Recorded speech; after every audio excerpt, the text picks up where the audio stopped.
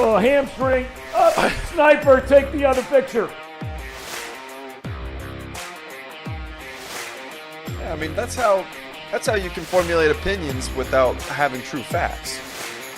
I'm telling you, think about it logically for just a second. Dear Reds fans, welcome back to the Zebra Zillionaires. It was a tough one yesterday. Live from Chatterbox Sports Studios, it's Off the Bench with Tom Brennaman. Good morning. A pleasant good Thursday morning as we turn from January to the month of February. That's right. And I mean to tell you, when you talk about getting up this morning, and most of you who watch the show, not all, many in podcast form, live out of town, an intergalactical popular show, Off the Bench. But for about a 9 or 10 day run, it has been like Seattle here. It has been gloomy. It has been cloudy. It has been rainy, sleet, and today, I'm backing out of my driveway about 6:40, and for the first time this calendar year, you know, the days now are starting to get a little bit longer, right? Day by day by day. Well, all of a sudden, there's this light in the distance. And I thought it might be Armageddon. I thought our Lord Jesus was coming down from above because this was something we had not seen in I don't know how long. It's called the sun. It is sunny and beautiful here in Cincinnati today. Casey, Lindsay, Elliot, no Reed today. Is there not a little extra bounce in your step this morning? You don't really look like there is, to be honest with you, Casey. Tom. I got to be honest with you. You don't look like it. I mean, I'm just dealing with this dog. I'm trying to win some money on Chatterbox bets. You know, today was just another normal morning day for me. You got to be kidding. I had frost on my windshield, so. Well, I didn't say it was warm, although it's supposed to be up over 50 that's a big today. problem. It's going to be 50 today. I mean, that's better than what it was a couple weeks ago. But I gotta have great weather, to be honest with you. I really need to. Well, you say that, but you just finished saying that there was no difference. I mean, just the sun being out was like a stark 180 difference. The sun has not been out for 9 days, Tom. 9 in a row. 9 days. I think in the month of January, I think it was 18 days of no sun. That's preposterous. It's absolutely preposterous. But I think I woke up today with an extra little skip in my step. Yeah.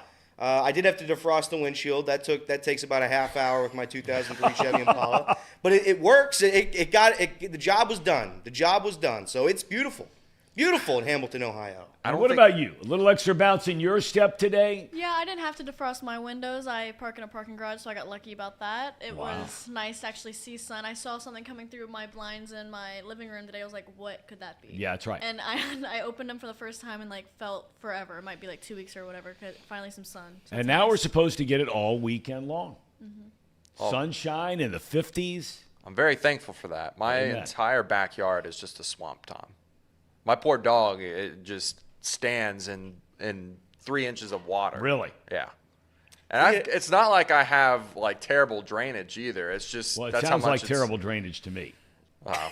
If your dog is standing in 3 inches of water, it hasn't rained here in 4 or 5 days. It sounds like a problem. You might want to have that looked at because all of a sudden that stuff might start seeping into the basement. You have a basement? No, I do not. Okay. All right, well then, forget I ever said it.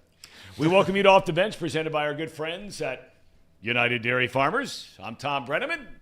We come your way Monday through Friday, 10 to 12. Hey. I did it. I swear I did it. I was watching you for the first time today. I know. I was All right, it's a back. good thing you were on it. You can join us on YouTube/Chatterbox Sports. We broadcast live on X at CBox Sports. How about that thing with Musk? The implant into the brain. Did you see that story yesterday? First time ever. Fascinating stuff. It's really interesting. Some of you prefer to join us in podcast form. By all means, just search Off the Bench with Tom Brennaman and you're dialed in. Well, look, if you root for any of the college basketball teams in our town, in our area. Like me, you probably find yourself beating your head against the wall because you just don't know which version of your team will show up on any given night. Now, when I try and figure it out, I look at our 20-year-old daughter, I think about our 18-year-old son, and it all becomes crystal clear. These young men playing basketball are 18 to 23-year-old people. They're going to have some very good days, and they're going to have some not so good days. I mean, look at 3 of the teams here in town. UC.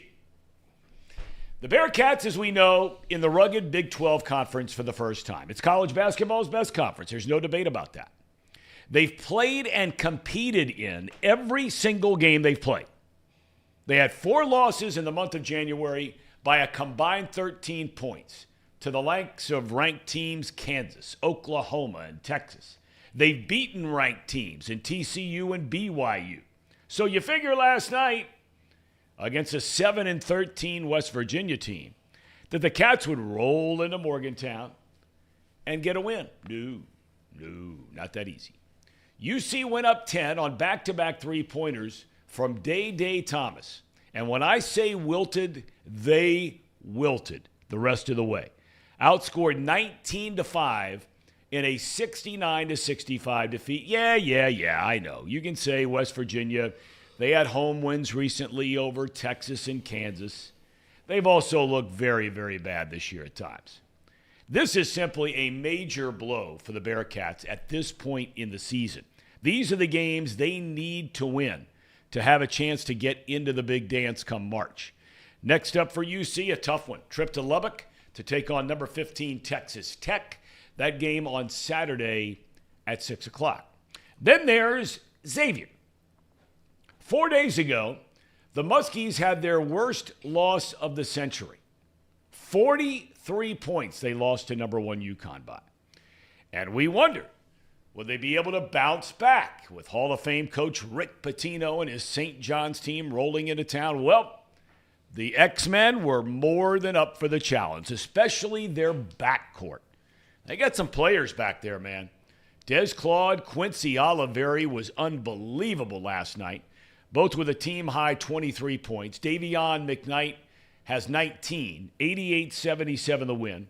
Muskies 11-10 on the year, 5-5 in the conference. And next up should be a win over lowly DePaul Saturday night in Chicago, 9:30 tip. We'll talk about both those games in depth here in a little bit. Lastly, there's our friend Cal and the Big Blue, Kentucky. Now look, this is a very, very young team, a very, very talented team. And most times, kind of like X, kind of like UC, that means inconsistent team. So after losing 2 games ago against South Carolina, they beat Arkansas on the road, good win. Then last night, the Florida Gators come to town, Rupp Arena, and win a 94-91 overtime thriller. Florida hit 12 threes. A kid named Walter Clayton Jr. had 7 of them. Gators now 15-6 on the year. Women's hoops. Iowa superstar Caitlin Clark is zeroing in on becoming college basketball's all-time leading scorer. Last night she had 34, her 5th straight 30-plus point game. She passes former Princeton High School star and Ohio State star Kelsey Mitchell to move into number 2 on that list all time. Clark is 103 points shy of the record held by Washington's Casey Plum. She'll break that before the end of this month. In football, the Seattle Seahawks have gone from one of the oldest coaches in the league to the youngest head coach in the NFL. Yesterday, they hired Baltimore defensive coordinator Mike Macdonald to replace Pete Carroll. At just 36, Macdonald led that Ravens defense, which was number 1 in the NFL in scoring, takeaways, and sacks. He interviewed with 6 different teams this offseason. Now, one of his underlings, defensive backs coach Denard Wilson, is the new defensive coordinator for Brian Callahan in Tennessee. Callahan fired, in another move, the Titans' offensive line coach yesterday, which certainly opens a door for him going out and hiring his dad, Bill Callahan, away from the Browns to work for him. How cool is that? Jeff Hafley, meanwhile, the head football coach at Boston College, is leaving to become the new defensive coordinator for the Green Bay Packers. Hafley made some of the most interesting comments I have ever read about leaving college as a Power 5 conference head coach to go become a coordinator in the NFL, and his reasons why. We'll get into those in just a little while. Coming up at 11, Marty Brennaman will join us from Arizona. Spring training is right around the corner. I don't know what he's doing out there. He told me the other day he was going to Arizona. He was just there for the Reds fantasy camp. He comes into town for like 2 days, and then he says, shoots me a text. He says, hey, I can't do Wednesday.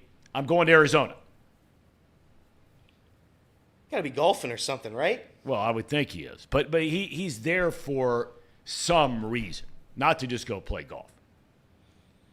He'll only go to places like Scotland or Ireland or one of those places like that to go on a golf trip. Oh, yeah. He's a big league operator. Guys like you and me, we go to Houston Woods. Yeah, we go to Houston Woods. He goes to Scotland. we play at Newman Golf Course on the west side. That'll get the people going. But yeah, Red spring training, doesn't it? Now you talk about the sun getting a little skip in your step. How about Reds baseball, pitchers and catchers reporting? That gives me a little skip in my step too, Tom. 162 game season. We got a 30 game spring training season. Let's go. Let's do it. Schedule. I'm trying to see what some of the boys and girls are talking about in the chat. Is there anything standing out here today? Sharon Peters is back. Oh, God. Sharon Peters is back. What is this? We know when Tom is riffing. What is riffing? What does that mean? So today I put part of your monologue in the description today for our search engine purposes. Anytime that you say something that has any relevance in sports news, should probably put it in the description so when people search that topic, it's not just, they can show up on our show if it happens to be that way. And, that's what they're talking about. They saw some of your monologue today, so they knew that you were going to rip into UC and praise Xavier and all that other stuff. Well, I mean, I didn't rip into UC. I was just trying to explain how frustrating it can be and maybe try to give a little perspective on why. Yeah. But, I mean, at the end of the day, and Elliot, I know you watched it. Casey, I know you watched. Kelsey, I know you watched it. I'm sitting there, and, it's tight, the whole game, right? But then all of a sudden, after a really poor start to the second half, UC normally comes out at halftime, and they're generally ready to play. They were sleepwalking for about 8-9 minutes. But West Virginia wasn't, they're not dazzling. Although I tell you, that big kid who's missed some games recently that had 25 points and 11 rebounds last night, that dude's a player. That kid's a star. But anyway, so, then all of a sudden, here we go. Skilling starts warming up. Day Thomas hits a three. They get the ball back. Thomas hits another three. West Virginia says timeout. It's 60-50 UC, 6-something left. And I'm thinking to myself, all right, they're good. I mean, how do they go 19-5 on the short end to get beat over the last 6 minutes of that game? What did you see? It comes down, and again, I'm as high on UC as one can be. I think they've given a lot of excitement. Yes, they've have shown a lot of potential. Yep. Every game's close. Every game's competitive. Saying all that, they lack a key, consistent offensive weapon. They don't have it. Yeah. They have to rely on Day to catch fire at some point. You have to rely on John Newman to drive to the basket. You have to rely on Simas Lukosius to show up once every 5 games. It's just not a consistent offensive unit. And when you're up by 10, you would think you would be able to maintain somewhat of a lead up until the end of the game. Clearly, that wasn't the case. They scored quickly. West Virginia came back from 10 within, I think, 2 minutes, 3 minutes.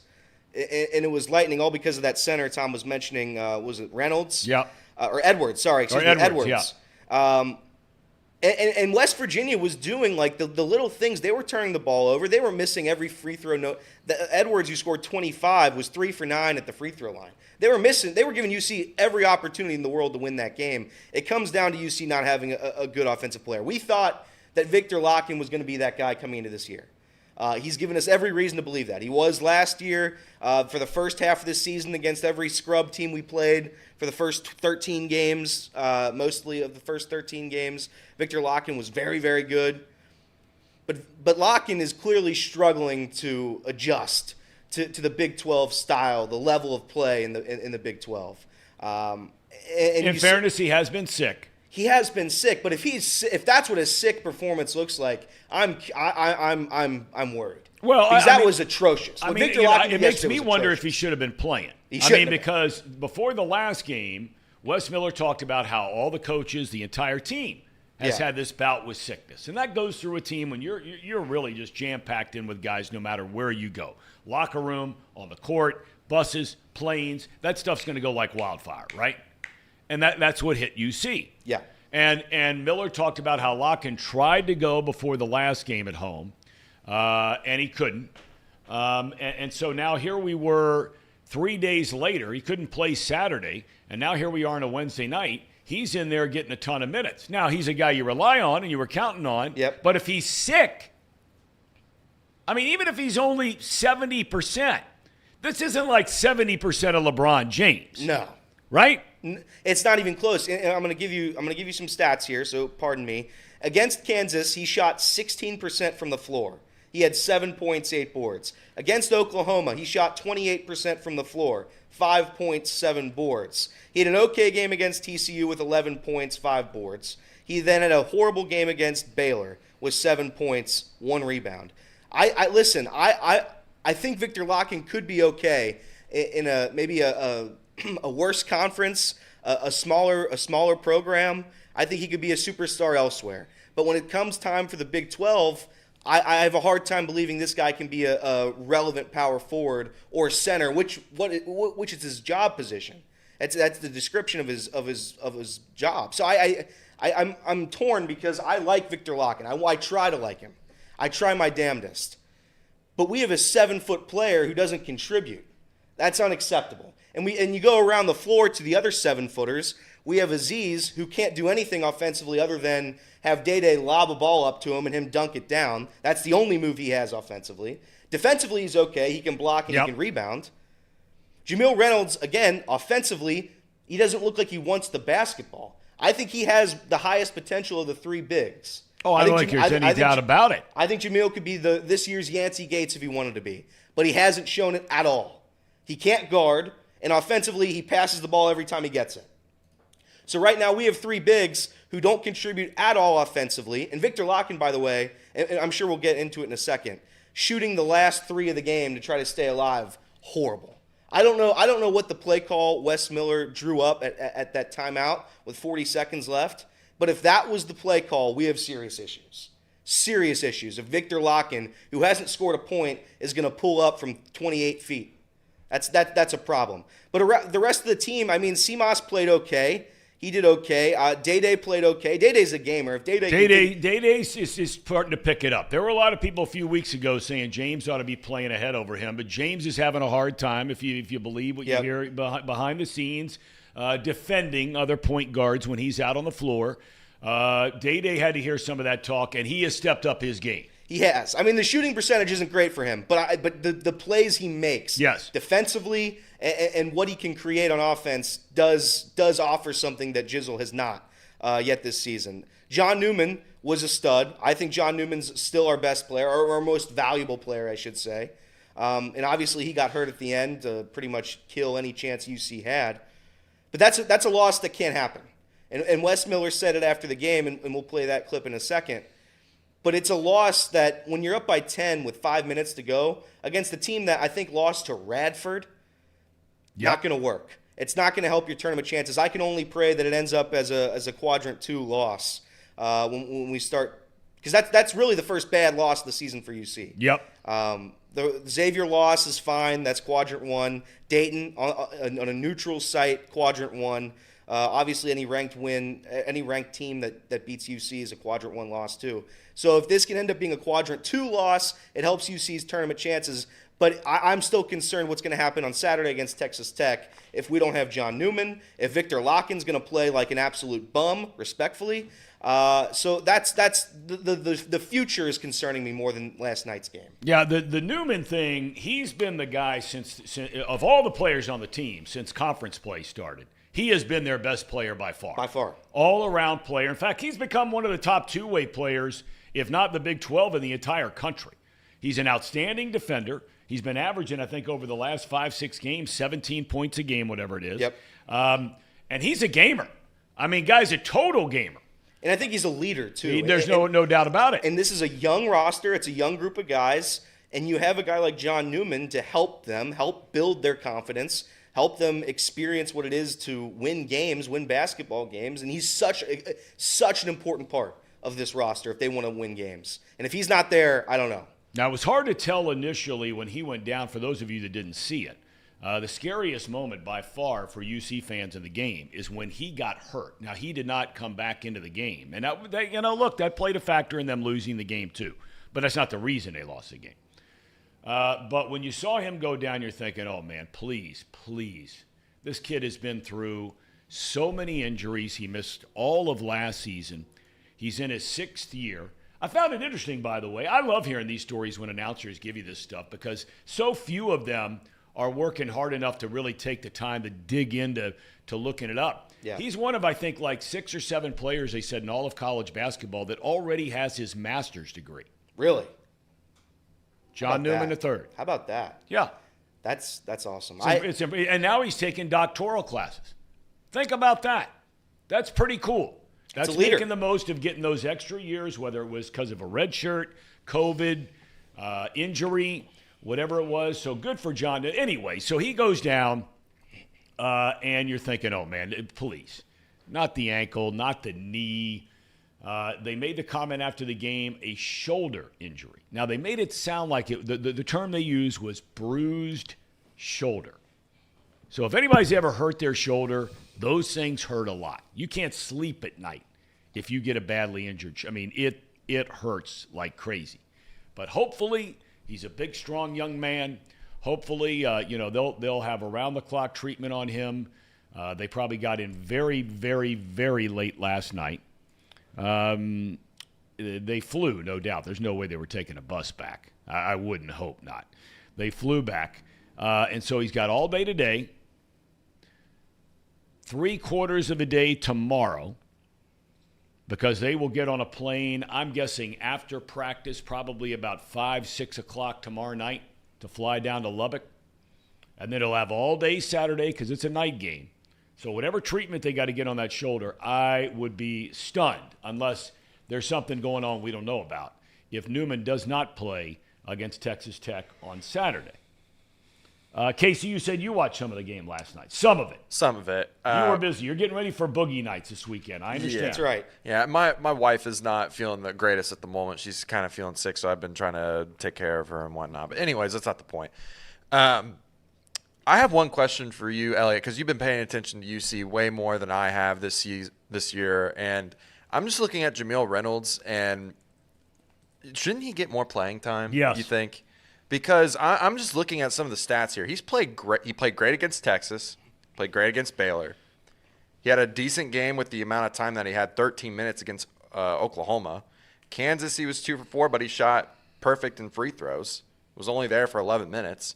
And he's just dwindled in time and just in usage over the last couple games here. Well, and we're talking about Victor Locken being awful last couple games. Why is he not getting more playing time? Is it just that he's still trying to get adjusted? Like what? I know there was something there, right? He's trying to get. It's because he can't guard. He doesn't play defense. UC's strength, without question, is their defensive ability. And if you take away a Vic Lock and Aziz Bandago, it's going to be difficult to continue to stay in these games like they've been able to do. I think again, I just said it, but I do think Reynolds has the potential to be the best big on this team, and it's not close. The issue is he has yet to show it. I think he deserved time, especially yesterday when Aziz fouled out. UC was in need of a bucket. He wouldn't come in the game. He never came in the game. And one of the plays also that he made yesterday, unfortunately, was after a massive putback. He started taunting the West Virginia bench and got a technical. So that all plays a factor into it. I have a feeling that if he didn't get teed up, he probably would have seen more time. Gotcha. Okay. Yeah, I mean, looking at the roster, I don't even know what they do, to be honest with you, because I think Dan Skillings definitely deserves his 30 minutes. I think Day, you need him for defensively, right? CMOS, I mean, I don't know what to think of him anymore. I'm out on CMOS. CMOS has been pretty bad the last couple games as well. I don't know where you get your offensive production from unless you just start throwing in guys like Reynolds and just hope that they eventually develop as a defensive player. There's no solution. There's no solution to the offensive side of the basketball. Well, what you got to ask yourself is, the debate becomes when you say if you're getting 0 from Locken. Now, I'm going to give him a lot of rope here because he plays and plays hard and plays all the time when he's healthy. So I'm giving him the benefit of the doubt here that he's still sick. But you're going to have to ask yourself the question, are we going to start trading some defense for some more offense? Right? Yeah. And you just got to say to Reynolds, if defense is indeed what's keeping him back, you got to say, son, if you want to play, you better defend. Because we really need your offense. Because he is a force and a huge physical presence of a guy. Well, he got a technical last night, right? Yeah, he got teed up. I think in the second half. Started taunting the West Virginia bench. So it's that's the kind of stuff that can't happen. No. Ever. No. Ever. Tom, I want to know if you believe in this old adage. They say that defense isn't really necessarily about skill, it's about effort. No doubt about it. Do you believe in that? Well, I believe it too. I believe most of that is true when it comes to defense and rebounding. The dirty work. Because nobody wants to guard and nobody wants to rebound. Yeah. Because it's hard work. Now, there will be physical limitations to you being a good rebounder or a good defender. Of course. If you're not quick enough to handle the guy you're guarding, all the footwork and practice in the world will help. But, talent, they say that will can trump talent. That's partially true. And it's the same thing where if you're 6'2", and you're guarding a guy 6'8", yeah, you can box him out and get perfect position. But if you don't get perfect position and he comes around to the side and he's able to rip away the rebound because he gets up off the floor higher than you, yep. What are you going to do? So I don't know where Jameel Reynolds – I know one thing. When I watched him last year a handful of times playing for Temple, the dude was a stud. He was a stud. He was a star. And I think he torched UC. He did. I'll have to go back and look at that. But boxing out was an issue last night. It's Jesse Edwards for West Virginia. Again, I think he's like 8 feet tall. And this was a guy that just killed us. He got every rebound, and then he put every rebound back for a dunk every single time. And I think Wes Miller, Casey, if we can run this, Wes Miller, I think, touched on this in the post game, but people are going to be upset. UC fans are going to be upset, and Wes Miller took the blame. We got to be able to close games out with a 10-point lead with 6 minutes left. That's inexcusable, and that falls on the coach. That's part of sitting in this chair. Got to do a better job preparing my team. And, we blew an opportunity on the road. That's really disappointing. Did you like shot selection in the final 6 minutes? Listen, we were 1 for 10 at halftime from 3 or something like that. We've not shot the ball well here over the last couple weeks. We talked to our guys a lot about you got to step up and shoot the ball with confidence. They were packing it in. They were really throwing bodies at the roll man. So I thought we started shooting the ball with confidence, and it broke the game up to a 10-point lead. You don't get it both ways as a coach. You don't get to tell your guys step into shots of confidence and then get mad when they shoot one that you don't love. I tell you, I do admire. I do like the overwhelming majority of stuff that Miller says after games. I do. He lays it out there. He's not afraid to take the blame himself. God forbid, like Tom Izzo said a couple weeks ago, God forbid we ever blame a player. Yep. Right? Yep. If you haven't seen that video, by the way, it's a must-see video. It is one of the greatest pieces of video of all time. When they were prodding Izzo, Hall of Famer, to get on his players. And what followed was unbelievable. In Texas Tech this week, Texas Tech has lost 4 games all year. They just lost the other night at TCU. Great game. They got this cat on this team. They call him Pop Isaacs. This guy's a sophomore. Now, I had not watched them play all year long. I knew they were having a good year. I had not watched them play until the other night. This dude, in his last 3, he's a sophomore. He's a guard. He's not a big guy. He's lean. He's 6'2", 170 pounds, so really lean. But the other night, he goes for 25 points against TCU. His last 3 games, he went for 32 against BYU, 18 against Oklahoma, 25 against TCU. Somebody better guard him. It's gonna be Day, and here's the good news about that is that A-Smith for Texas. A-Smith is their best player. You can debate it, but A-Smith, in my opinion, has been their best player, and Day shut him down completely in that game. I think we are capable of shutting down at least a guard like that with the defensive weapons that we have. Okay. I do think it's possible, but you're right. It's going to be tough, especially if we have a sick Locken and an injured Newman. We're going to need guys to step up, and that includes Jameel Reynolds, 100%. I want to address one thing in the chat because we always love hearing from Molly. Molly had said, when your dad comes on, will you ask him if he'll take a picture with me at an evening with Marty Brennaman, which is March the 23rd at the Fitton Center for Creative Arts. I'll ask him today. Don't let me forget about that, Casey. I won't let it forget. I won't let you. All right. Because Molly's a friend of the program, a.k.a. Reed. And, okay. What is this? What are you looking at? Drew Garrison says, what do we need to do in the chat to get Tom to wear Yeezys and skinny jeans to work? What are Yeezys? I believe that's a shoe. That is a shoe. Is that one of these expensive kind of shoes where all the young people line up outside like some store? Kanye West brand, Yeezys. He owns the brand? Pretty sure that's his brand, right? Am I wrong? No, I'm right, yeah. Do you wear Yeezys, or are they for men, or what's the deal? I think they're ugly, so I do not wear them. You don't wear them? They're foam shoes, a lot of them. He also has a sneaker type, but I've never bought a pair. For some reason, I have a sneaking suspicion that my daughter... Do girls wear those? Mm-hmm. Okay. All right. Are they similar to the Big Baller brand? You know what the Big Baller brand is? I do not know what LeVar Ball. Oh, yeah. He made his own shoe for $9,000 for a single shoe. Is it like that? I don't know what it looks like. I've heard of it, but I don't know what it looks like. Okay. All right. Reed Mouse is in the chat. I thought he was at a funeral today.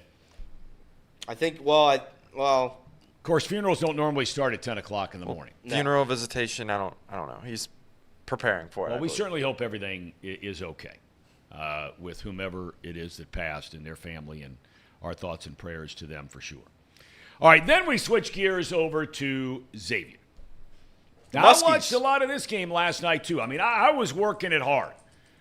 My wife had gone off to this meeting she had to go to. Our daughter's packing. She's getting ready to leave the country for the next few months. And so Dad's downstairs. Me and my main man, four-legged friend Oliver. He's a little neurotic, little OCD like me. So when the both of us have a chance to sort of sit down and just shh, we both very much enjoy.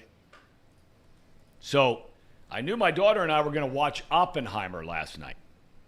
So I had to sneak in all the basketball I could. And thank God she was running a little behind on the packing. So I could watch the end of both of those games before we started it. So it was a late night, to say the least. Oppenheimer is a long movie. Which, by the way, if you haven't seen it, you got to go see it. It's you saw it in the theater. I did. It was one of the best experiences I've had in the theater. That dude who's in Peaky Blinders, what's his name? Cillian Murphy. That dude. But you know what's amazing about that? And I don't mean to get off. We'll get to Xavier in a second. It is incredible how many big-time actors are in that movie. Oh, yeah. I mean, it is every scene, somebody shows up for the first time, and it's like, oh, my God, that's Robert Downey Jr. Oh, my God, that's, and it goes on and on and on and on and on. Even the smallest parts are people you'll say, my God, that guy was fill in the blank. Show you remember. Movie you remember. Have you seen it? I haven't, but I want to see it. Have you seen it, Casey? I've not seen it, no. Does it interest you to see it? Well, around that time, the Barbie movie was out, so that's what. It's so good. You should watch the Barbie movie. It really is really good. Yeah, Tom, you should watch the Barbie movie. Well, Tom, you know what we might do today? Let's all stay for a couple hours after the show. I'll get some popcorn and we'll put it on the 3 monitors up here. We'll have a triple screening of Barbie. That's what we'll do. Yeah. And we can all sing along to I Am Ken. Yeah, we could put Barbie on one TV, Oppenheimer on the other, because that's what they intended us to do, right? Watch them at the same time. Yeah. Barbieheimer? Nope. Bobby. No, you continue. Barbieheimer? Barbenheimer, yeah. Barbenheimer? Yeah. I think that's what we should do, Tom, though. I think that's a good time. Get some popcorn. Barbie is really good. Some candy. Or talk about Casey's dog's mucus. Vaginal discharge. Are you okay, Tom? Yeah, but that was silly. Okay, so you haven't seen Oppenheimer.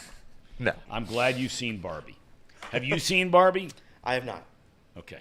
I actually have a friend of mine, guy my age. He's got a young adult daughter, just a little bit older than my daughter, and I'm sitting there and I'm thinking, he went to see it and he came back and he said, I got to tell you, it was really good. Said you got to go. So we went with Oppenheimer first. It's the right choice. That's the right choice. Okay. All right. Back on track with Xavier. So Sunday's game, as we know, was brutal. I mean, just brutal. And you lose by 43, and we'll hear from Sean Miller some of his comments. And I hope I'm not paraphrasing the comments that I read this morning, which we're about to hear. You know what? Play it. Let's hear it after the game. This is Sunday's comments. Oh, this is Sunday's comment. Okay. I really credit our players. It's not easy to go through what we went through in Hartford. They beat us so bad that you wondered if you would ever be able to play basketball or win a basketball game again. I mean, no matter who you were on that trip, you had to be filled with some doubt simply because of how out of hand that game was. I mean, I thought we kept it as close as we could. It could have been worse. So once that ends, you don't have a crystal ball on exactly how it's going to go, and could go really bad. But to our players' credit, we left it there. We learned from it. We moved on quickly. And I thought we followed up that performance with one of our best performances, meaningful performances of the Big East season. And certainly we respect it. That's basically, he went on to talk about, about anybody that was on that plane or anybody that was on that bus or in that locker room. You had to have some doubt about where all this was going. And yet, we joke around a lot about Sean Miller and hadn't been on the program and all that kind of thing. And it's funny at this point, or maybe it's old and tired. I don't know, kind of like me. But the guy is an extraordinary basketball coach. Extraordinary coach. He has a very young team. We've talked about it many, many times, how, it's taken them a while to come together. And there are a lot of this. When you're 11-10, there's a lot of that. They've had some terrible losses. Last night was a good win. Last night's approach for St. John's, in a lot of ways, mirrored last night's approach by Cincinnati. Meaning, St. John's 13-7 coming in here last night. They've lost 2 one-point games to Marquette and Creighton here in the last week and a half. They've got Creighton again Marquette again, and UConn coming up. So this was a game they really needed to come in and win against a 10-10 and really down Xavier team. That Oliveri last night, the guy's personality is unbelievable, just off the charts. I mean, I can see why he is an instant fan favorite. And even without the personality, you're going to be a fan favorite when you make shots like he did last night. That was a big-time performance by that dude. He's shooting 50% from three on the year, just about. I mean, every big moment that Xavier's had, a lot of them this season have been because of Quincy Oliveri. He was highly recruited by UC. He chose Xavier. You can't argue that he made the right decision here, because he's been absolutely phenomenal, and he's been carrying their offense. Davion McKnight's picked it up as of late too, big time. And Xavier's going to have him for a while. Des Claude, I think everybody thought he was going to be the guy this year. He was going to have to step up, and he's been okay. He's been great. He's been good for Xavier. But it's been the Quincy Oliveri show up until this point, and especially at home at Cintas, he's been lights out. I mean, every game he makes 4 threes. He's 4 for 8 from three every game, it seems like.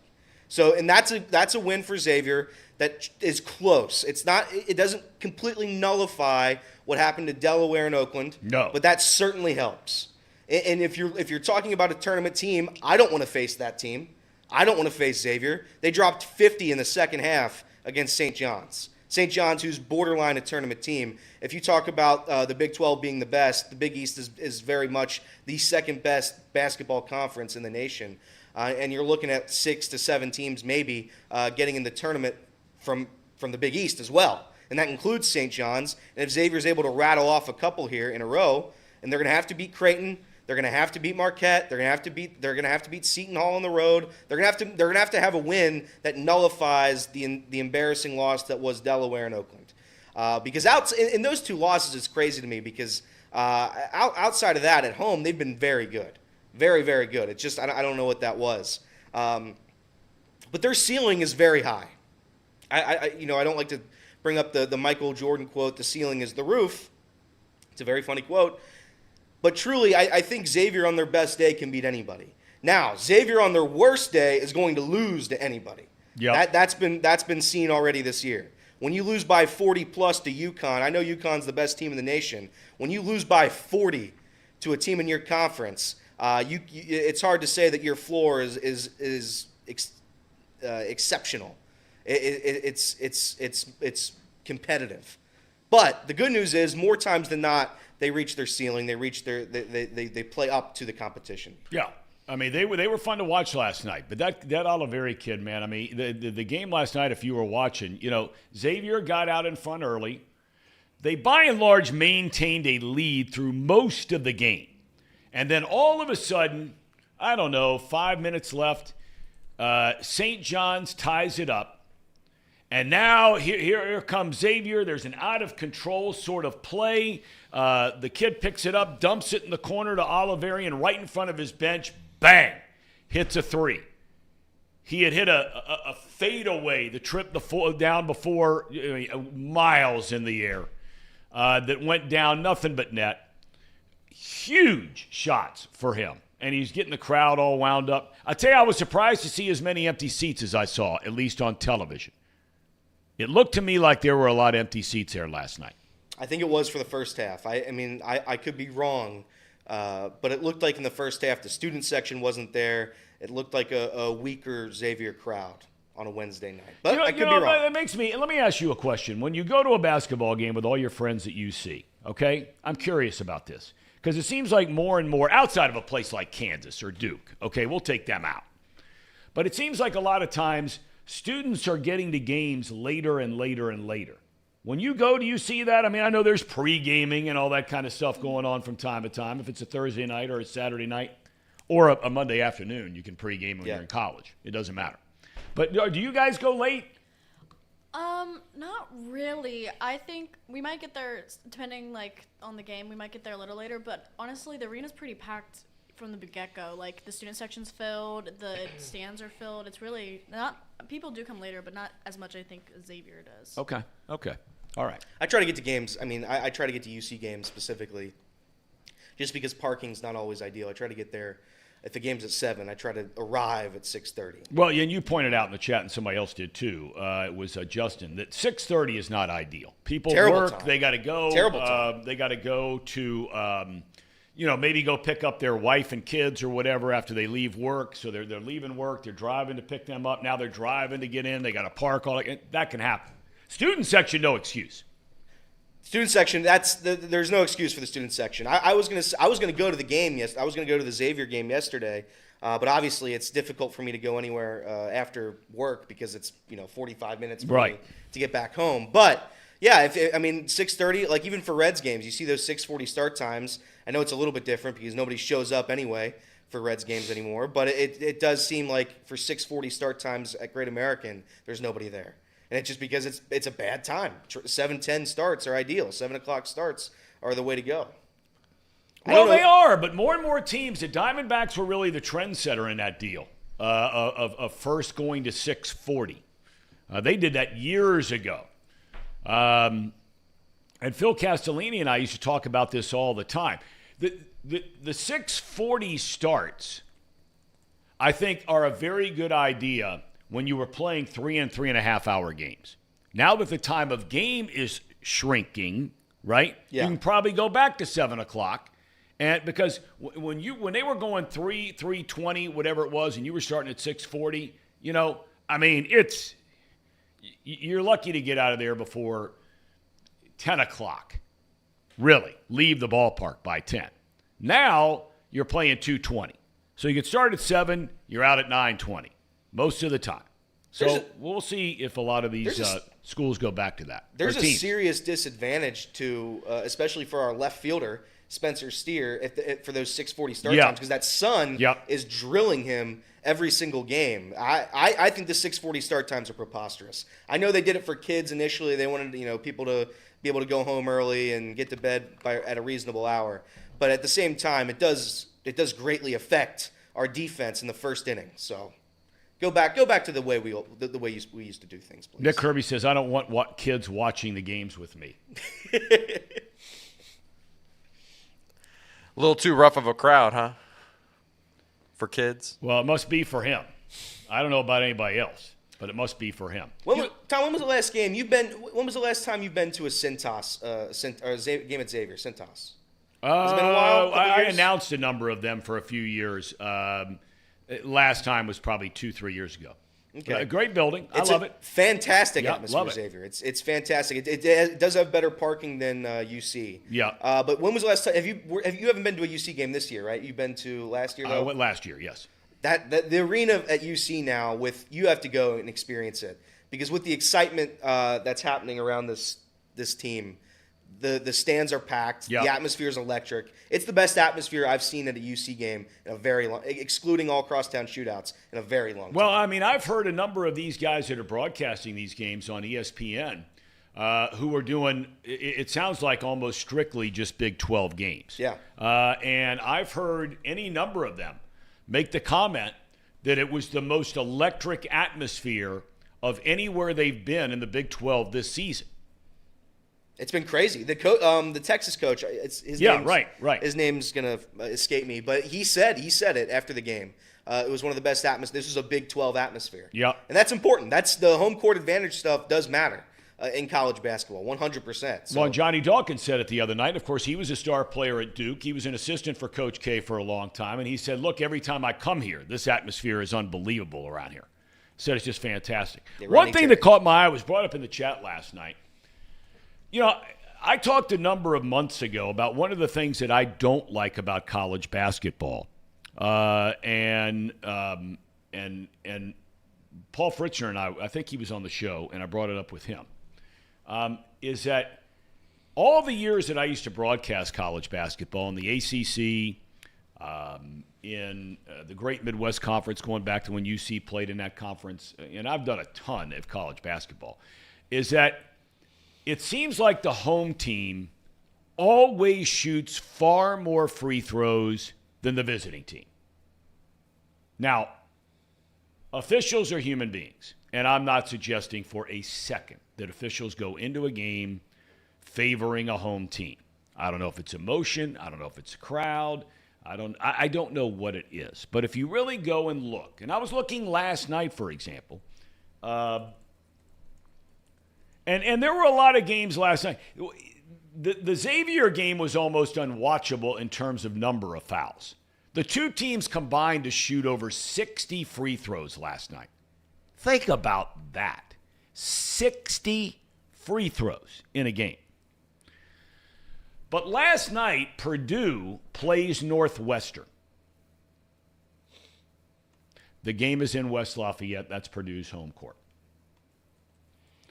Purdue shoots 46 free throws. Northwestern shoots 8. Now, Coach Collins after the game from Northwestern, he's like, I mean, what are you going to say? He's like, come on, right? 46 is that was an overtime win, by the way. Zach Edey had 10 of his 30 in the overtime for Purdue to win that game. Northwestern's having a nice year. Collins is putting together a nice program up there at Northwestern. They come to play every night. 100%. And but 46-8. How does that happen? I don't know. College basketball officiating is not great. If you have to look at the officiating, NFL, MLB, NBA, NHL, you go down the line. College football, college basketball might have the very worst officials. They try their best, but there's just a lot of inconsistency all around the board, all around NCAA. So Purdue, and this has been their game. They make all their money at the free throw line. Zach Edey gets to the line 100 times a game. That's how they've done it all season long. But 46-8 is unacceptable. They were 29 of 46 from the line, 63%. They missed 17 foul shots last night. Northwestern was 6 for 8 from the line. Northwestern had more field goals. They had 5 more field goals in the game than Purdue did. Northwestern had 4 more three-pointers in the game than Purdue did. Yep. Now, one of the things that stands out and certainly catches your eyes when you're talking about guys getting to the free throw line is Edey is such an incredibly physical force under the basket. They had 36 rebounds compared to 22 for Northwestern, so you're going to get fouls. But Northwestern had 30 fouls in the game. Purdue had 15. I'd be upset if I were Coach Collins, too. And for these guys that say, why? We got him in the chat today, Mr. Mo, making a comment that Zach Edey stinks. I mean, are you kidding me? I mean, are you serious? I mean, are you talking about whether or not he's going to be a great pro player? I have no idea what he's going to do in the pros. Neither do you. But the dude is the reigning National Player of the Year. He's going to be again this year. He's one of the great college basketball players in the last 50 years.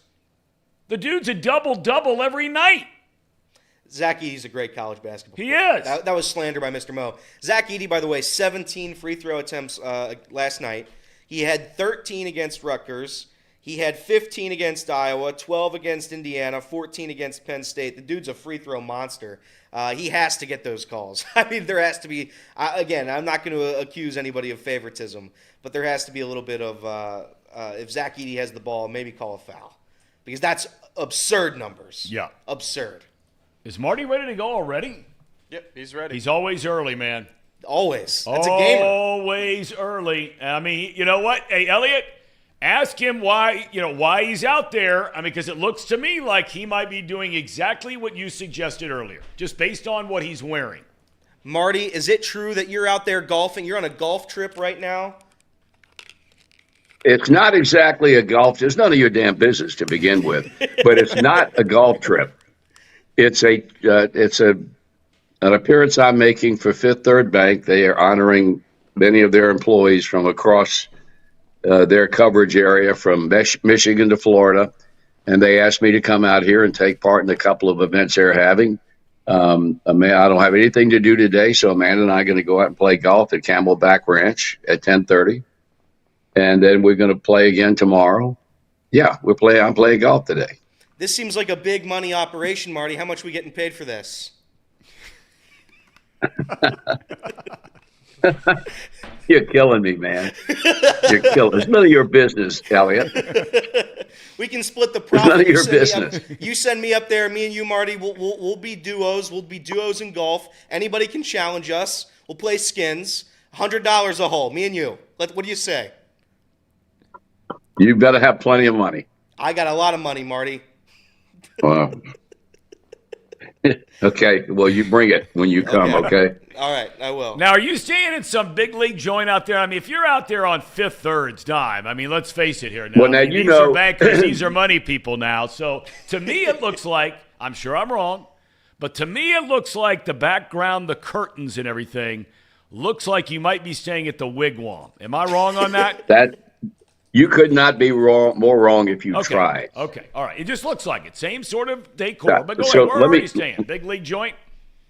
Well, let me name a street for you, and then because nobody knows this area better than you do. Yeah. We're staying on Lincoln Road.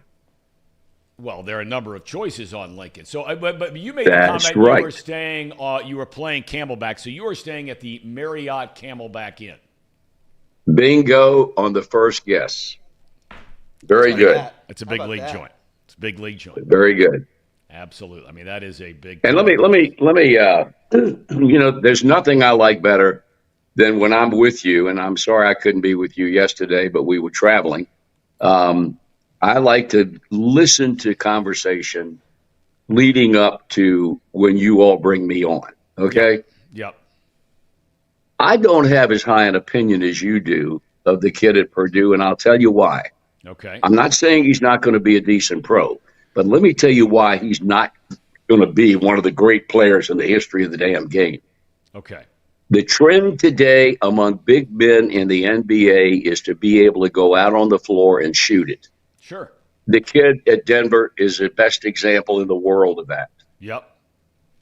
Edie cannot do that. No, he can't. And again, I wasn't making reference when the comment was made in the chat about he stinks.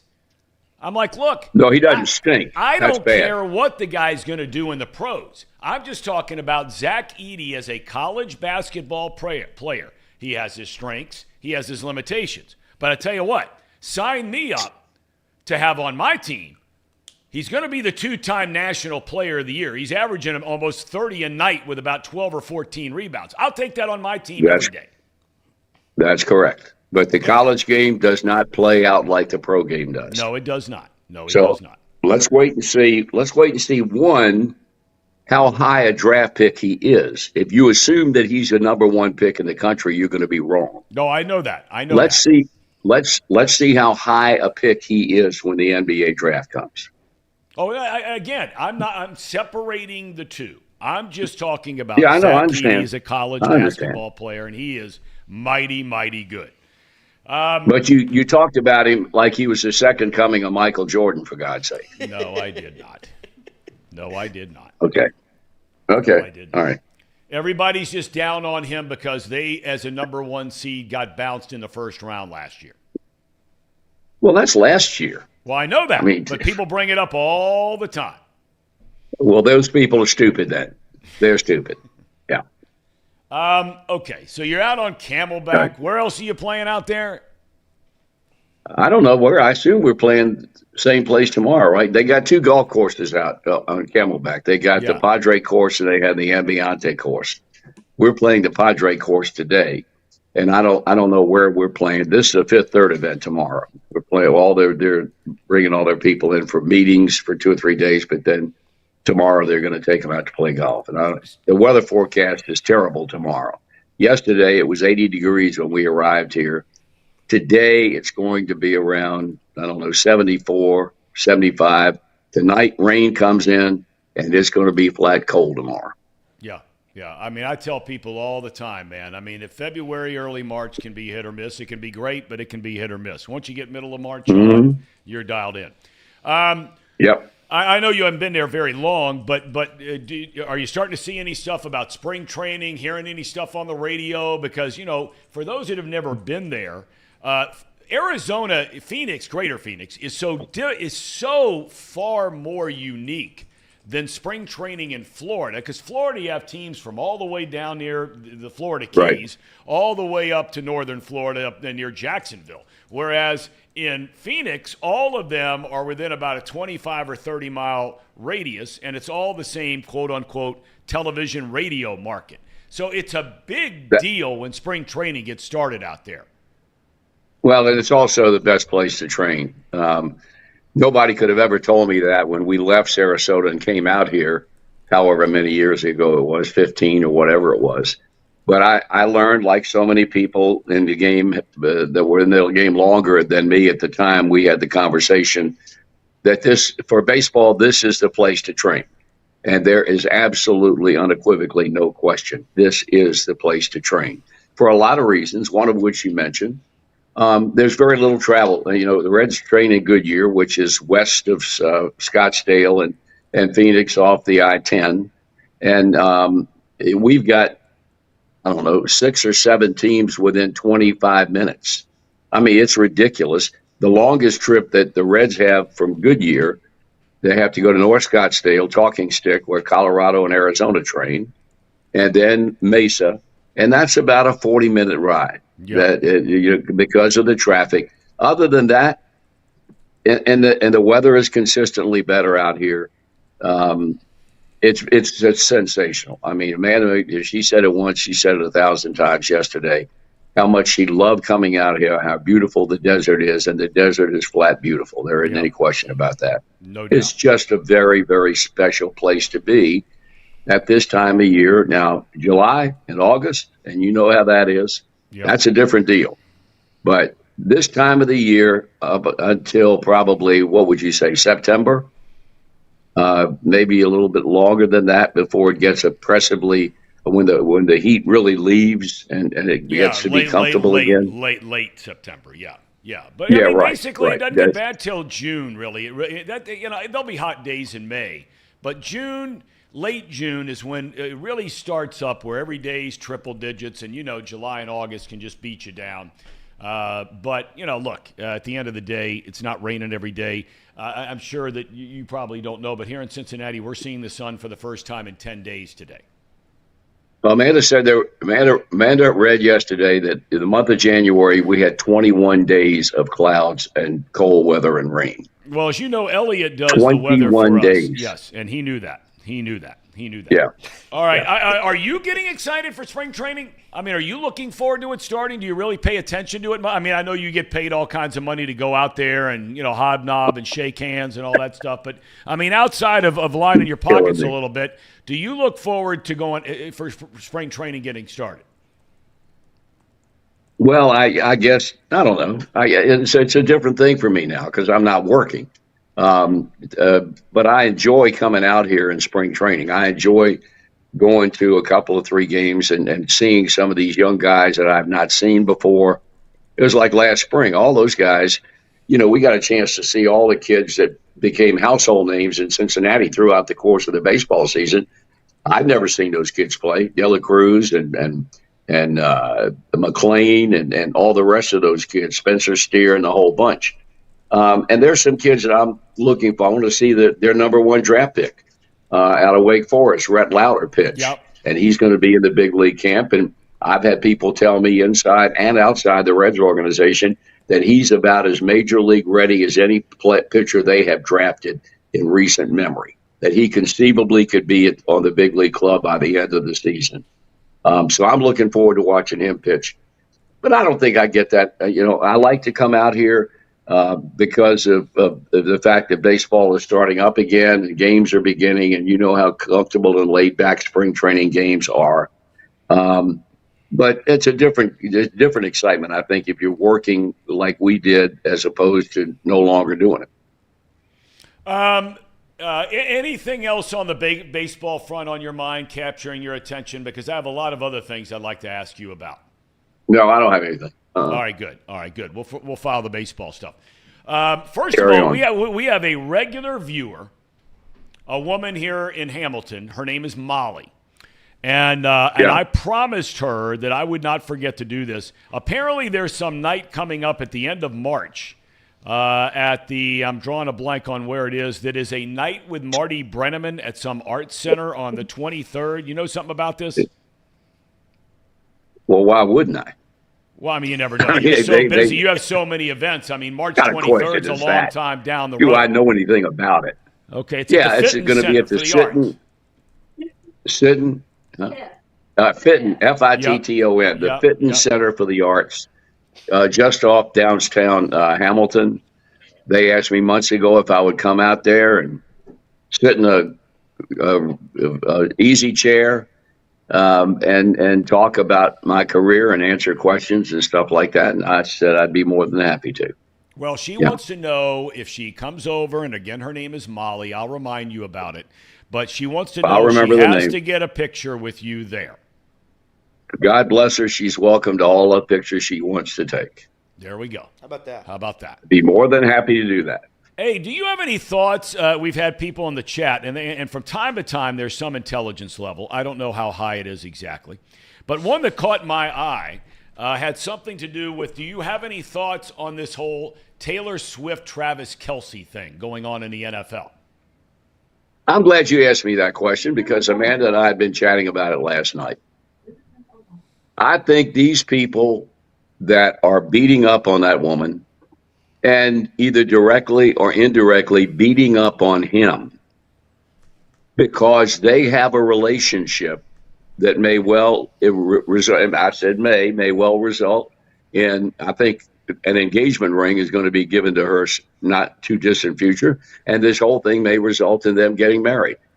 I think that's wonderful. I don't have a problem with that. I know these people that have nothing to do but cast hateful aspersions and negative comments about people who may well be in love with one another. I have absolutely no problem with it. And those jerks that beat up on her and beat up on him on all the social media are people that don't have a damn thing to do in life but to hate people. I'm glad you asked me that question. How about that, Elliot? That's a big league answer. That is a big league answer. I think it's wrong. I mean, what the hell? They can't have a relationship and become attracted to each other just because they are both famous. Obviously, her fame is international and is unlike any recent young performer that I've ever been made aware of. She's a very talented young woman. She doesn't ask for all of this, like Amanda just said. She doesn't ask for all of this. She doesn't put herself out there and say, hey, look at me. I'm Taylor Swift, and my boyfriend and the love of my life is Kelce. I don't, she can't help it if a network television camera picks her out of a private box at Arrowhead Stadium. She can't help that. Yeah. So I don't have a problem with it. I think it's great. I'm happy for him because he was a great player at UC. He's going to go down as one of the greatest tight ends in the history of professional football. I don't have a problem with it. And I think those people that raise hell about it, something's wrong with them. And the thing that's amazing is that you get some of these people who are making a big deal. Oh, gosh, I'm tired of watching it. I'm not going to watch it. I don't want to see her anymore. Is complete and utter nonsense. Because the people that are watching the game, some of the dudes, right, they're going to watch football whether you put it on at 4 in the afternoon or you put it on at 1 o'clock in the morning. By her getting put on from time to time, which, as you pointed out accurately, she's not asking for it, but you are bringing in millions of people who could care less about football, just hoping to see Taylor Swift a half a dozen times. I say put her on all the time. Don't think for 1 minute Roger Goodell's not happy about it, because he is. About it. No doubt about it. And let me say one more thing. And when I finish saying what I'm going to say, people are going to say, I don't give a damn about your politics. I'm not going to say my politics, but I'm going to say, based on this whole situation, what I read last night on Twitter, and that is your guy, Sean Hannity, issued a warning to her on television night before last. Young lady, you better think twice. You better think twice before you cast your lot with Joe Biden. Who in the hell is he to threaten anybody? This guy's a damn jerk. Are you kidding me? He's a lunatic. That's all I got to say. I like him. You're a big Hannity He's guy. a lunatic. I am. I like him. But that's okay. Everybody's different. Different strokes. Doesn't make you good. Doesn't make you bad. Everybody's different. If I were a betting man, and I'm not here to defend him, I think that what he is saying is, if I were a betting man, because there are a lot of people out there. I've gone to see, you remember when I was in college, I went to see Bruce Springsteen 3 times in about 10 days when I was in college, right? I love the guy. Right. Yeah. I mean, I'd have gone to see him anywhere, anytime. But now all of a sudden, when he became uber political, and again, I don't care where you are politically. When he became uber political, talking politics at his shows and all that kind of stuff, he did turn a lot of people off from listening to him moving forward. If I were a betting man, and again, I'm not defending Hannity, I'm just saying, if I were a betting man, I would bet that he is saying to her, hey, look, you are as popular can be. Why put yourself out there and potentially alienate part of the people who really like you a lot? If I were a betting man, I would say that's all he's saying. I could be wrong. All right. I could not disagree with you more. Okay, all right. Because he and your guy that tried to get back in the White House likes to threaten people. They love to threaten people. So what Sean Hannity said is exactly the way I portrayed it. He threatened her nationally on a network TV show. You better think twice before you cast your lot with Joe Biden. I don't think that's he's exactly weak. threatening her with anything. He's a jerk. Go ahead. Turn the page. Let's turn go. the page. Turn the page. That's right. All right, let's bounce around. Lindsay, are you ready today? I'm ready. All right, go ahead, Lindsay. This is her first question to you, Dad, so it's a big league moment here. Okay, it's a stupid. I have 2 questions. All right, go ahead. The first one's stupid. She's stealing my bit. No. Have you ever seen Barbie? What? Have you ever seen the Barbie movie? Have I seen the movie? Mm-hmm. No, I have not seen the movie. And Amanda's been on me because she says I should watch it. And apparently I'm wrong when I say that that's a movie for young girls and women. She said, no, it's not. It's got a great adult message to it. And I will promise you that within the next 2 weeks after I get home, I will watch that movie and we can talk about it. Okay, awesome. We'll catch up. Whenever you watch it, let me know. Okay. And then my other question, it's just, it's a golf question. Who out of your whole life is your favorite all-time golfer? Wow, bringing her A game here today. Whoa. That's a good question. You know what? This might surprise you, but the guy that now I'm a big Rory McIlroy fan now. Mm-hmm. I really like him, and I like Tiger Woods. Why would you not? But I would say the guy that I paid the most attention to when he was playing golf, and this doesn't include Arnold Palmer and Jack Nicklaus because I'm old enough to go back and know when the game exploded because of Palmer and then Nicklaus picked it up. I would say Freddie Couples was probably the guy that I followed more closely because I liked him. I liked his manner. I liked the way he played golf. I would say Freddie Couples. Good answer. Good answer. Thank you. How about that? Yes, ma'am. She's getting lots of pub. Lindsay is here in the chat for actually having some intelligent That's a good questions. question, Lindsay. Good stuff. Let me tell Way you to something, go. young lady. The fact that you are relatively new to this program and Tom has given you the opportunity of asking questions of people they have on here, that one question that you asked me about my favorite golfer of all time puts you light years ahead of especially one of the clowns that you're sitting next to in that studio. Are you talking about Casey? Yeah, I think he's talking about Casey. Casey, do you have a question? He just called you a clown. Ooh, yeah. No, I did not. Actually, I'm going to steal the bit, too. I have 2 questions. First off. Is one of them stupid? No, one of them is actually not stupid. Right. I'm going to do the serious one first. North Carolina's facing Duke. This is probably the biggest game of their seasons up to this point, right? They gotta get it done against Duke. They play them twice. They haven't played them yet. What are your thoughts on the game? It's, I think, on Sunday? Saturday, 6:30 Eastern time. Yeah. What are your thoughts? We'll be on a plane. I'll be able to watch it. Oh, no. I would say in Chapel Hill, I think Carolina will win that game. I think they'll win it, especially because they screwed up and let Georgia Tech beat them night before last.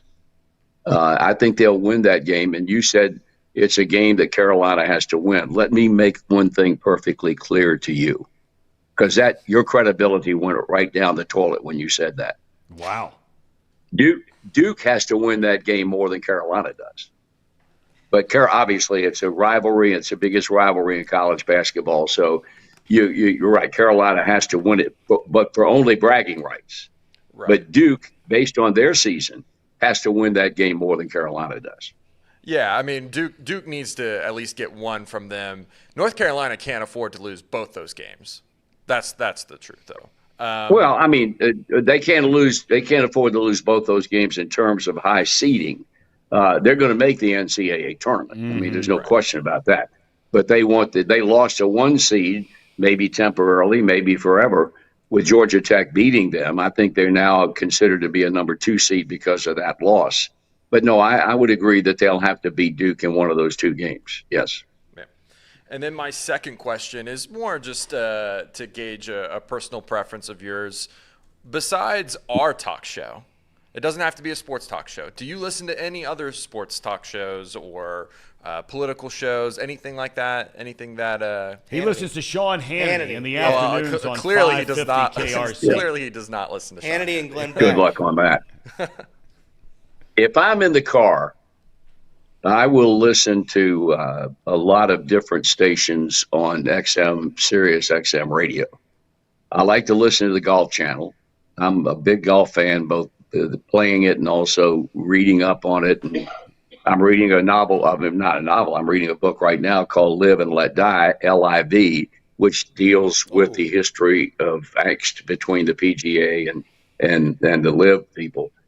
But I don't pay a lot of attention, to political shows or sports shows on the radio, or television for that matter. I don't do a whole lot of that. No. Okay.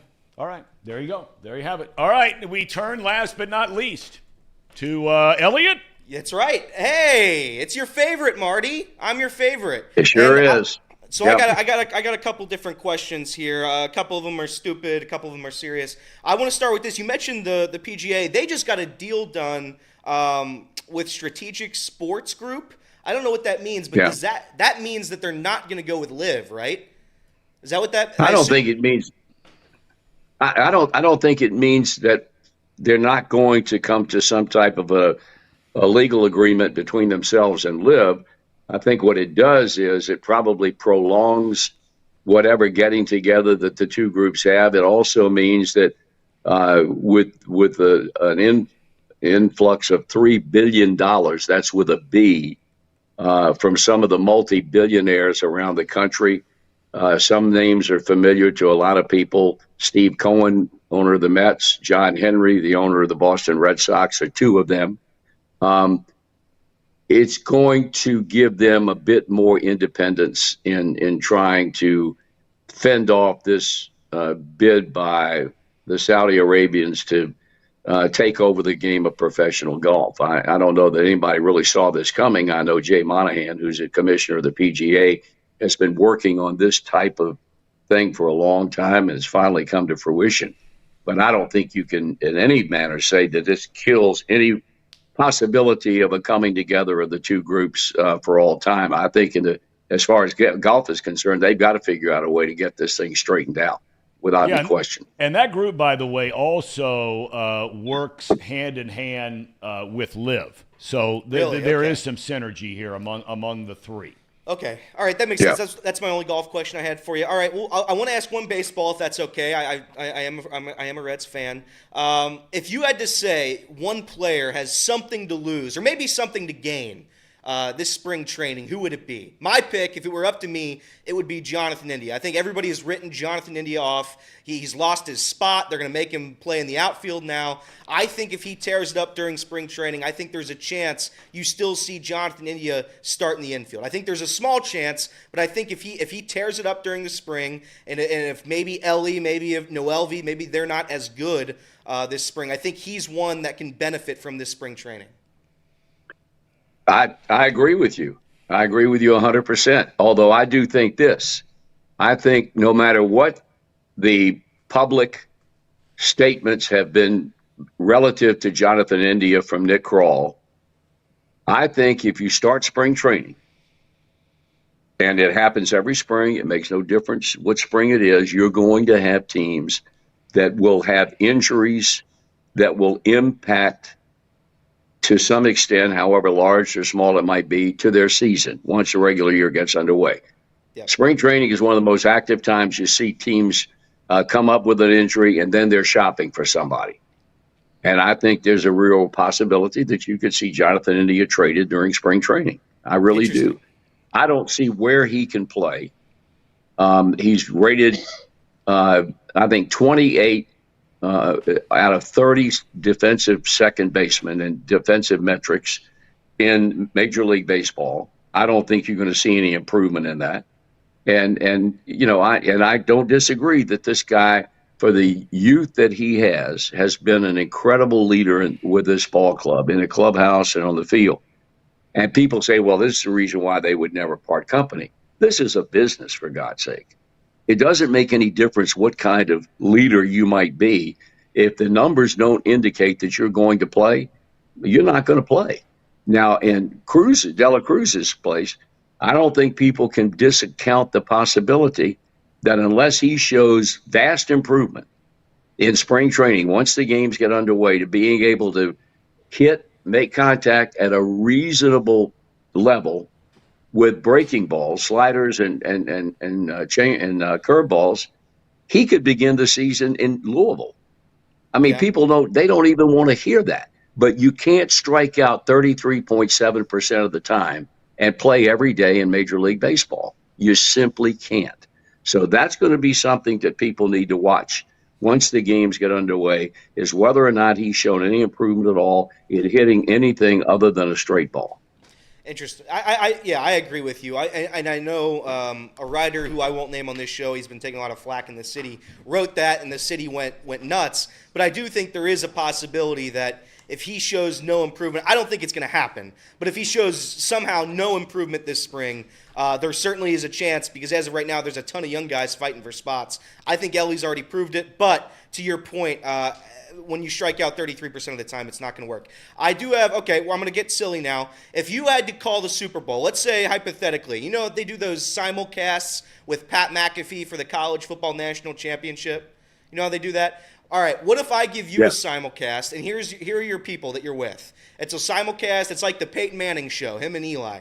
But it's you, it's Taylor Swift, and it's Christian Laettner. All three of you are working together for this simulcast watch party of the Super Bowl. Are you in? Yeah, I'm in. You're in. All right, that's good. I'm also. Hey, wait. Can I tell you something? Yeah. To begin with, you mentioned Laettner's name. Okay. I did. All right. You're not talking to somebody who's a born again BBN member. Okay, I know. I know. I have nothing against Christian Laettner. Was one of, now you're talking about the difference between college and pros. Christian Laettner was one of the greatest college basketball players who ever lived. I don't care that he played for Duke. Doesn't make any difference to me. I can't name one song that Taylor Swift sings, but I'm still a Taylor Swift. I can't. Honest to God, I can't. What is the name of it? Shake It Off. Shake It Off. Amanda's a big fan. She's a big fan of Taylor Swift. So, but no, I could work well with both of them, and I'd enjoy their company. Believe me. All right, now this is the last question.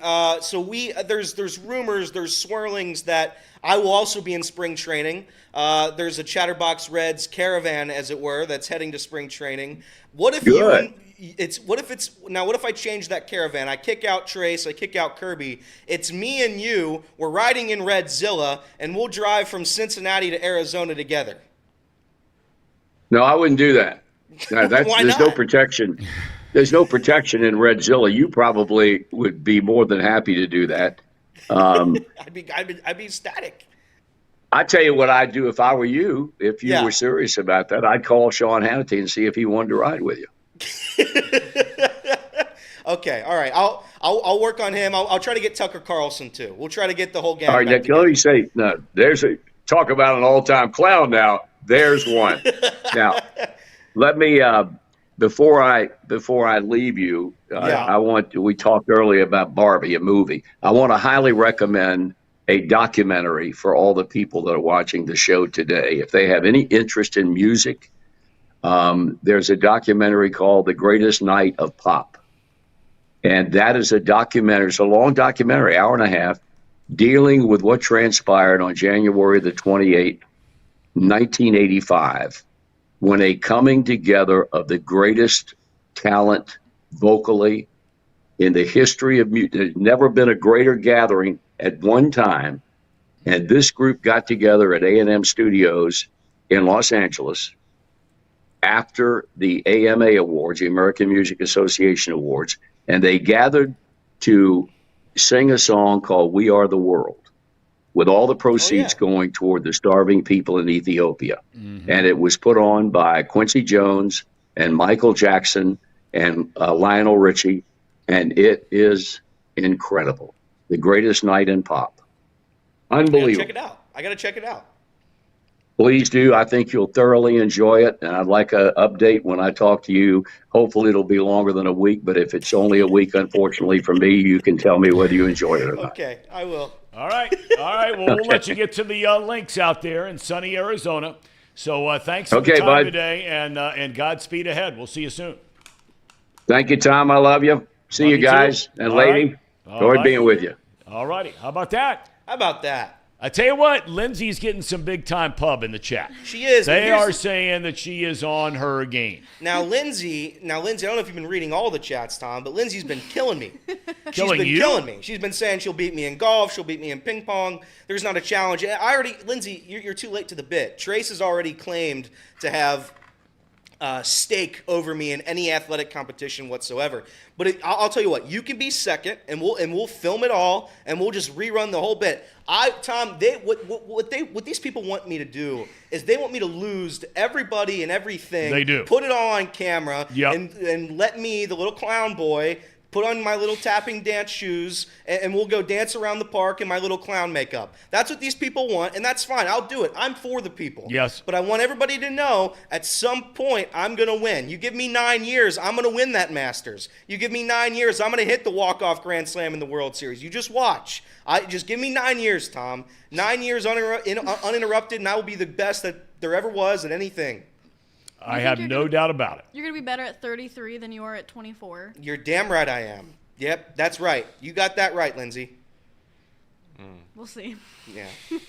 There's a lot of doubts on that. Nick Kirby jumped in and he said, he said he'd bet every penny he has that Elly starts the year with a major league club. I don't think I heard, if I heard him right, I don't think my dad was saying that that's what's going to happen. I think he was saying don't be surprised if it did happen.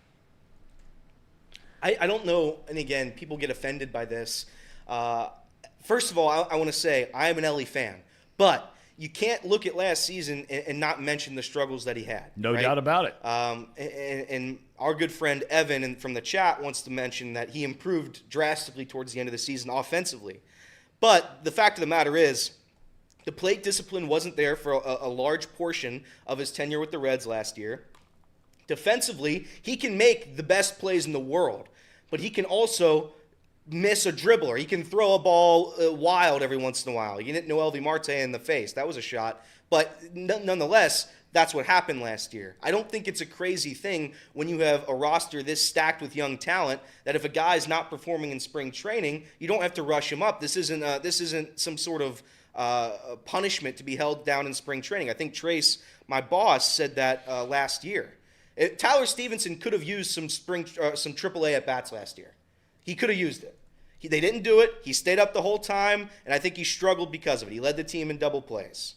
I got to tell you, I can't remember who you said talked about how Elly got better at the end of last season. For the life of me, please tell me what I'm missing here.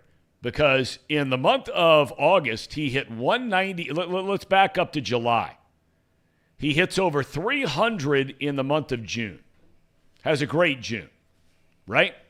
Best call up for the Reds maybe ever. Yeah. Then in July, he hits 238 in the month of July. He strikes out 39 times in 105 at-bats.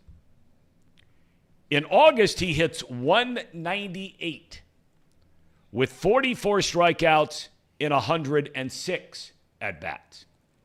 In September/October, his batting average improved to a whopping 202. And in 89 at-bats, he struck out 32 times. Again, I'm not here bashing Elly De La Cruz. He has been spending, apparently, the entire offseason working a lot with Juan Soto. And Soto has an incredible approach at the plate, right? He takes walks. He puts the ball in play. He's a high on-base percentage guy. So, look, if you're going to work with somebody, that's a good guy to work with. Really good guy. And the Reds have said, and I don't know what barometer they use this, because he did not play winter ball this winter. Most of the players, even if they get older, they continue to play winter ball for their home country. In his case, the Dominican Republic. But the Reds say that they're very encouraged with what they've seen. Again, I don't know where they're getting that from, how you qualify or quantify that, because it's not like he's facing live pitching. But they feel like he's making progress in the right direction, so good for him. And it would be really good for the Reds if he shows up and he's ready to play. Really good. Listen, and this is what's crazy about, fandom is wild. Every fan's different. Everybody knows I'm more of a negative fan. I'm more of a cynic, and that's fine. There's people like Nick Kirby. I love Nick Kirby. He's more of an optimist. You can look both ways. People look at me and they say, why would you want to be miserable? And I look at Kirby and I say, why do you only see the positive when you go through this season? I think Elly De La Cruz, again, is a great baseball player. He has the potential to be an MVP in this league. He does. He can hit a ball 500 feet. Yep. But here's the thing about Elly. If I'm not allowed to critique when he goes, what did Tom say, 190 in a month? If I can't critique that, then what are we doing? It's not fair to anybody. It's okay to point out when he has a bad season. It's okay to point out that he strikes out at a high clip. You're allowed to say it and not be considered a bad Reds fan. Nobody's slandering Elly De La Cruz. It's what he did. He did it. I'm not slandering anybody. So it's just nonsense, Tom. It's just nonsense, some of these fans. All right, we've got some breaking news in football. We mentioned earlier today about McDonald being hired as the head coach, former Ravens defensive coordinator Mike McDonald going to Seattle. And that there was one team left that had not hired a head coach. Well, that's taken care of today. The Washington Commanders have hired Dan Quinn. No way. As its head coach, defensive coordinator from the Dallas Cowboys. No way. So you sit here and you say, okay, well, what about Dan Quinn? Okay, he made his name as a defensive guy with Seattle when he first came up through the ranks as an assistant. He got the job in Atlanta in 2015. They went 8-8. A lot of people felt like that was a really good year. The next season, he took them to the Super Bowl. They went 11-5, and they lost that Super Bowl. That's the one where they had the enormous lead. Kyle Shanahan's his offensive play caller. The next thing you know, they blow this monster lead in the Super Bowl. But he got them to the Super Bowl in year 2. Matt Ryan, the quarterback down there. The next year, they finished third in their division. They went 10-6, but had a really good year, 10-6. But they won a playoff game and then lost in the divisional round to the Eagles. Okay, so here he's been there 3 years, and his second and third year, he's taken them to the playoffs and taken them to one Super Bowl. In 2018, they get completely ravaged by injuries. They're losing starters all over the place. They go 7-9. In 2019, they start 1-7. He gives up play calling on the defense. They have a great finish. They finish 6-2 over the last 8 to end at 7-9. The last season, he goes 0-5 to start the year. And I'm trying to think back. Let me just check on that season. Yeah, they fired everybody. Thomas Dimitroff, who was a general manager there forever, was fired along with Dan Quinn in the 2020 season after they started 20-20. And it's interesting to note, we talked about it the other day, that was a year Raheem Morris took over as the interim head coach. And at the end of that season, they didn't bring Morris back. They just hired him last week to be their head coach. 4 years later. Wild. I do want to point out one thing, Tom. The year that Dan Quinn was fired was also the same year Tom Brady entered in that division.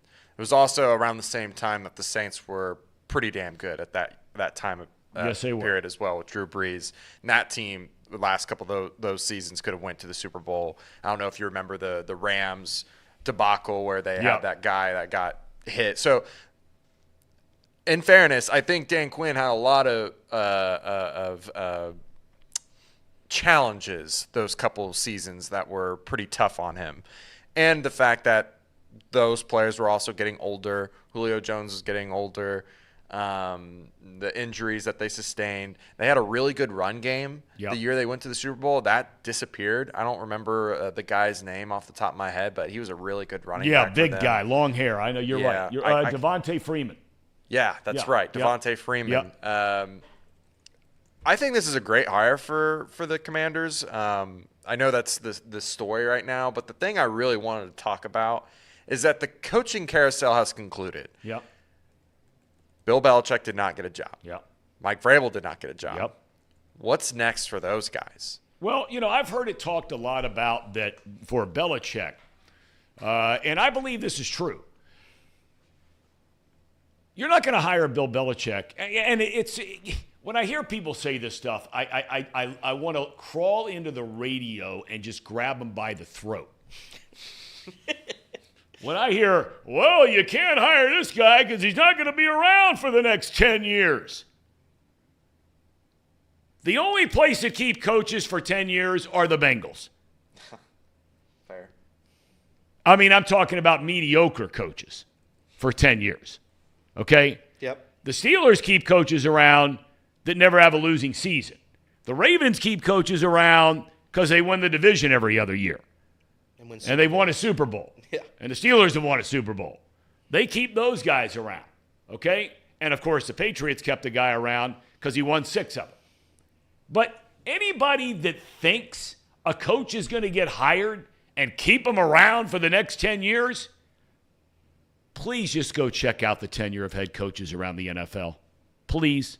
Yeah. Can we do that? So that it's idiocy to say that.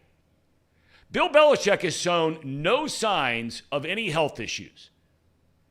We're not looking at cognitive just chaos like we see in some other places these days. We're not seeing that with Bill Belichick. Okay? He is as mentally as sharp as it gets. Now, you can say he's not the coach. Without Brady, he's not the same guy. That's fine. That's a different debate for a different time. But I think most people feel like there's going to be a good team this year that's going to struggle. It could be a team like there were whispers about the Steelers. Was it time to move on from Tomlin? Right? Hadn't won a playoff game forever. Right? A lot of people feel like next year's a big year for John Harbaugh. Who would have thunk it, right? He's coming off the best team in the league this year. They get bounced at home in the playoffs again. The Dallas Cowboys go to the playoffs, out. Right? A lot of talk about Belichick coming there. In fact, just yesterday, Jerry Jones was asked to if you talk about fanning the fire, he's asked if he thought he could get along well and work with Bill Belichick. And he answers that question. Yeah, I think so. So the point I'm making is there's going to be a team somewhere in the mix next year that has very high expectations, and they don't meet those expectations. And that's the team Bill Belichick gets hired by. They want to bring him in and win right now. I'm more surprised about Mike Vrabel, if I'm yes. going to be honest. I think that's preposterous. Mike Vrabel has shown he's one of the better coaches in the NFL, and to not have a job this year is just mind-boggling. I think Dan Quinn is a great hire. I didn't even hear a report that he was interviewing with him. So when you broke that, I was kind of shocked. But defensively, he's helped. I mean, really, without Dan Quinn in Dallas, I don't know what they are, because defensively the defense carries the Cowboys every single season. So I don't know what the Cowboys will look like this coming year. And Yep. I guess maybe Vrabel's going to look for a coordinator job. I guess that's what's going to happen. But Dan Quinn is a great hire for Washington. Good for them. I guess they're going to try to get a quarterback, I would presume. But, yeah, Bill Belichick and Vrabel both deserve jobs. And I think they will both get them next season. Yeah, it is strange that you mentioned that the Dallas's defense is what really has helped propel them to get where they're at this point, but it was the reason why they also lost to the playoffs too. There might be something there in terms of I don't know if that was – I mean, it was, but Dak looked terrible in that game. It goes both. It was the team. It was a whole team effort. I'll give you that. It was a whole team effort. But, yeah, I mean, I do think, like, a good fit for Vrabel would be Dallas. Like, yeah, why not, right? Right. Just go coach the defense. You're a former linebacker on a great Patriots team. I don't know what his old coaching stints were, what sort of coordinator jobs that he had before, but Tennessee always had a great defense, or they always had tough defenses. Yeah. You already got a great roster there in Dallas. And same thing with Belichick. Either one of those guys could really work as a coordinator there in Dallas. You already got the roster built out for you. Yep. If you just get a good scheme in there, I think they would be really successful there in Dallas. But it all gets back in so many ways that I find so interesting. And I've talked about this. We've talked about this frequently on the show about the old school tough guy coaches. You look at Dan Campbell. Now, he's not been around very long. But look, I mean, you want to talk about what you see is what you get. Dan Campbell, you watch that cat on the sideline. I mean, he looks like, that old saying in football, he looks like he's chewing glass, right? Yeah. Glass eater. Glass eater. I mean, he's a big, strong, tough guy, vocal guy. And all the players there in Detroit, he's an old school kind of guy. Yeah, can relate to the players a little younger because he's a little younger, certainly than Belichick. Probably around the same age, maybe a little younger than Vrabel. But, I mean, this guy is old school, tough, hard-nosed, in your face, challenging the players, et cetera, et cetera. The comments that were made by some of the Detroit players playing for Dan Campbell, I haven't read comments like that players say about their coach in I don't know how long. I mean, they're talking about this is the greatest leader I've ever been around. Comments like that, his players were saying. So now we come to this cycle this year, and all of these younger guys, rather than the old school guys, are getting hired. And you know what? Good for them. I mean, God bless them. They're getting their chance. McDonald, I mean, you talk about a guy that's worked his tail off. His resume is really amazing, McDonald. He has worked as an assistant coach for a long time, despite his 36 years of age. He's done it in the NFL. He did it in college. He went and joined. He left John Harbaugh with the Ravens to go to Jim Harbaugh at Michigan to be the defensive coordinator. And then John said, I got to have this guy back, and he brings him back to be his defensive coordinator. Now he's gone as a head coach. But, man, I just wonder how in the world you can have so many job openings and you can have the credentials. No one has credentials like Bill Belichick in the history of the game. But you can have credentials like Bill Belichick. You can have credentials like Mike Vrabel. And you mean to tell me these aren't two of the top 30 head football coaches on the planet? They don't have a job? And you look around who is getting the jobs or who still has the jobs? There are some head scratchers, I would say that. Are you not stunned by that? I can't believe it. Honest to God, I can't believe it. But this is the way the NFL's gone. It's the way it's been going. I can't believe, Zach Taylor got a job in Cincinnati. It was he hasn't really proven anything up until he got our job, but he was a coaching carousel baby of Sean McVay.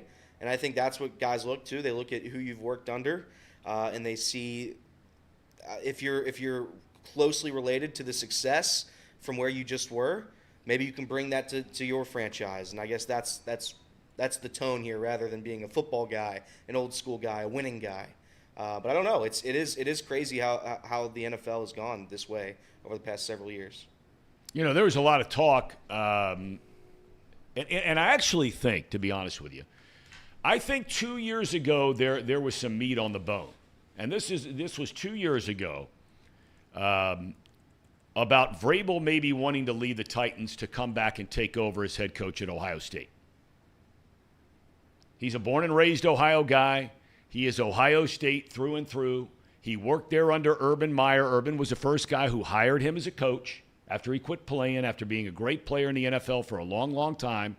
And boy, was he a great player.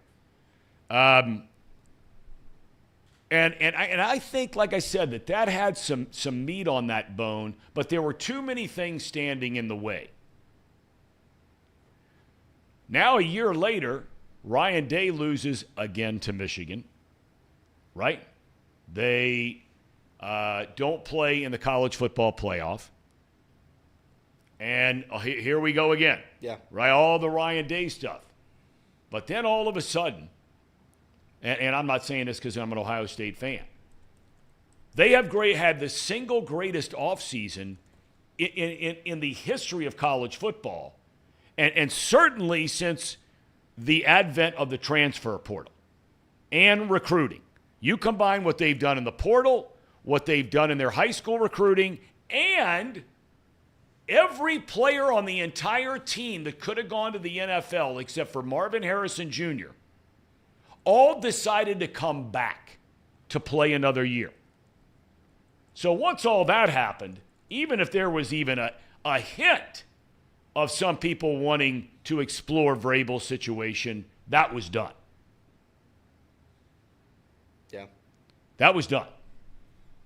But I think there was some chicken on that bone at some point in time last year.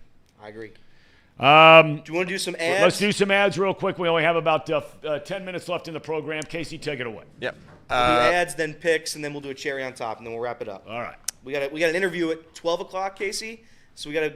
Yeah, we have to get out here exactly at 12. So, anyways, the Bearcat Bengal Report is brought to you by Encore Technologies. Encore Technologies provides IT solutions for a data-centered world with a suite of services from mobile computing to desktop to data center, supporting both centralized and work-from-home computing modules to improve efficiency and productivity. Productivity. That's right, productivity. The path to innovation begins here. Visit encore.tech. And let me tell you about this lovely bottle of water right here. Pahhni water, made right here in Hamilton, Ohio. Uses natural limestone filtration, unlike the artificial processing that other brands use. The result is a healthy alkaline water, and some say the best tasting water in the world. Visit Pahhni Water at PAHHNI water.com to see where you can buy this great tasting water. Get your coffee from UDF, swish it down with some Pahhni water, and get your technology solutions from Encore.tech. Also, don't forget to like the show if you're liking it. Share it with a friend. Subscribe.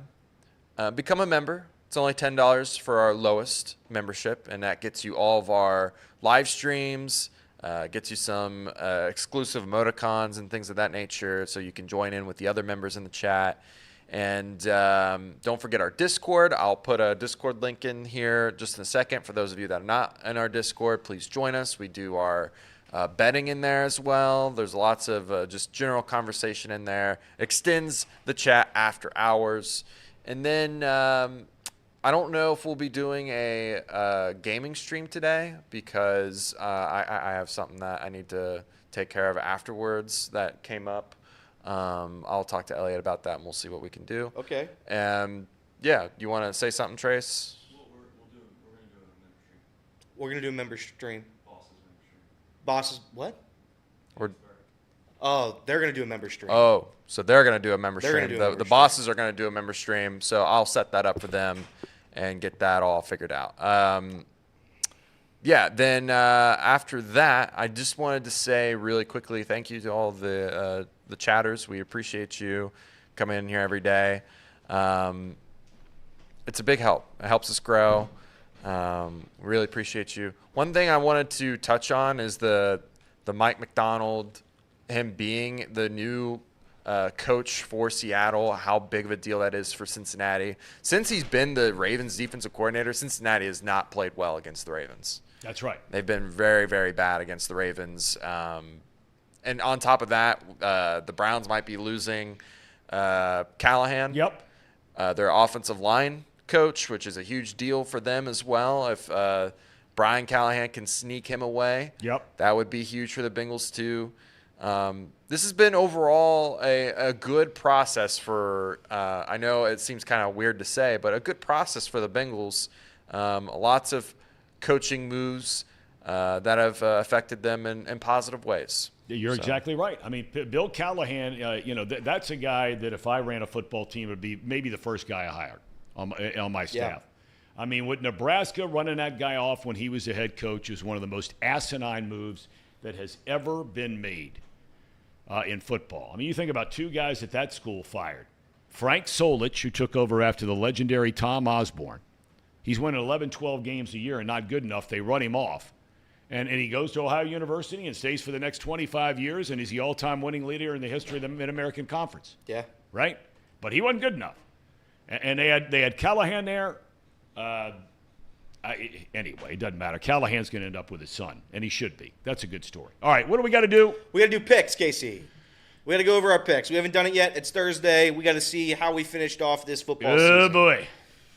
And I will calculate the records. No, I don't even want to know them, I don't think. All right, go ahead. Here we go. Chiefs-Ravens. Yeah. Uh-oh. The only reason I went with the Ravens, and I said it at the time, is because everybody else picked the Chiefs. I knew the Chiefs were gonna minimum cover, and that Mahomes was not gonna lose. But I picked it, so I got to live with the consequences. Go ahead, Lindsay, she's on her game. Got 1-0. Got your first out of the pick gate. right. Last one,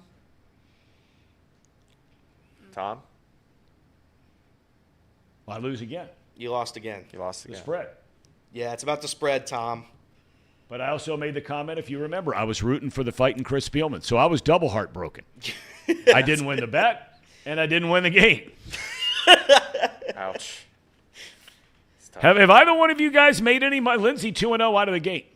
Both of you guys 2-0. What was that, Lindsay? I missed 2-0. Oh, she's missed 2-0. Missed 2-0. We got Mr. 12-0 over there. Miss 2-0. That's her new nickname from now on. Even if she loses the next 30 in a row, her nickname now on is Miss 2-0. Mm-hmm. I think that's going to stick. Okay. I think it has to stick. It has to be organic when you come up with nicknames. You can't do this nonsense where you're making them up ahead of time. They got to be organic, right? That's it's like right. your nickname Zebra. You've told that story before. I have told the story before, and the zebra nickname will outlive me forever because of how it's grown into its own gambling persona of terribleness. Nobody thinks of making when somebody loses a bet, Tom, in their life, you're like, I just zebraed it. There's no doubt. It's becoming common language. Nomenclature. That's the word I was looking for. That's the word. That's what I was looking for. You didn't think I had that one in me. You look at me and you think. Well, I didn't have it. You did have it. He doesn't know the word nomenclature. That's what you saw in me. But that's fine. Casey, we got a cherry on top here. I got 2 of them. Okay. Wow. I sent you 2 of them. Well, they're nothing. I was trying to find funny things on. Okay, let's see what's going on Twitter. here. But these are just highlights from yesterday's UC game. This gives me a little bit of hope. But so the first one is, I think this is going to be a steal. This is what we have, Tom. Day is an elite defender, and this was one of the few good moments of the game. Okay. Here we go. Boom. Oh wait, this is the Aziz dunk. This is the Aziz alley-oop. This is the only thing Aziz can do offensively. Boom. That was nice. That's a big time alley-oop. Yep. And then the second one's going to be a day steal, taking it to the other side of the court, if we can get there. But it's just there's little moments in here on this team, Tom. Is this it? This is it. No, that was They tried the crossover. Yep. Steal. Boom, bad at layups, so he gives it off. Bucket, easy for the Bearcats. Bad at layups. He's bad at layups. I love Day Thomas. I love him, but God bless him, he can't make a layup to save his life. Can't do it. Bad at layups. Have you watched those games, Tom? I know. He misses layups more than anybody I know. I've ever seen. It's impossible to miss layups at such a high percentage. But all right, that's it. All right, so that's it. We'll cut it off a little bit early today, about a handful of minutes, so we can get ready to tape this interview. I mean, Nick Kirby has worked here the shortest amount of time, and he's giving orders like he's been here forever. What did he do? Did he give another word? We have here? to tape some interview with Miles McBride. We're not taping. It's already recorded. We're debuting it. It's premiering. It's premiering. Yeah. Miles McBride, the former West Virginia standout under Bob Huggins. Huggins was the only guy apparently in this whole region that saw anything out of the guy. He was only the best player at Moeller on arguably one of the greatest high school basketball teams of all time. That's not an exaggeration. They got 3 guys in the NBA on that team. That's right. And apparently UC didn't want him. Xavier didn't want him. And Ohio State didn't want him. That's unfortunate. Right? That's right. But he was good enough to go play for Huggy Bear. And I think they got to the Sweet 16 and Elite 8, I think, with Miles McBride. And if I'm not mistaken, he was a number 1 pick. Was it a first round or second round pick by the Knicks? Miles McBride. I thought he was a late first rounder. It might have been a second rounder. Pick 36, second round. Second round, okay. So good for Miles McBride. Okay. Tomorrow, we'll figure it out. We got lots. This is a weird week with no Super Bowl. I need my Super Bowl. Yeah, no football. Oh, what about the Pro? Okay, we haven't talked about. We'll talk about the Pro Bowl tomorrow. What your thoughts of flag football? Golly. Flag football and the other nonsense they do. I had somebody ask me this yesterday when I was at a health club working out, and I mean they were all up in arms just by the tone of your voice there about the whole thing, and I'm saying to myself, I'm like, the amazing thing is there'll be 20 million people that'll tell you, oh my God, flag foot, oh my God, and they'll still watch. That's why they do it. Because you watch. It's true. And it's the quickest way to not have that anymore is don't watch. But people will. That thing will do 10 to 15 million people minimum that watch it. It probably will. It probably will. I've done a Pro Bowl, but that's when it was out in Hawaii, and they used to hit you. That's when it meant something.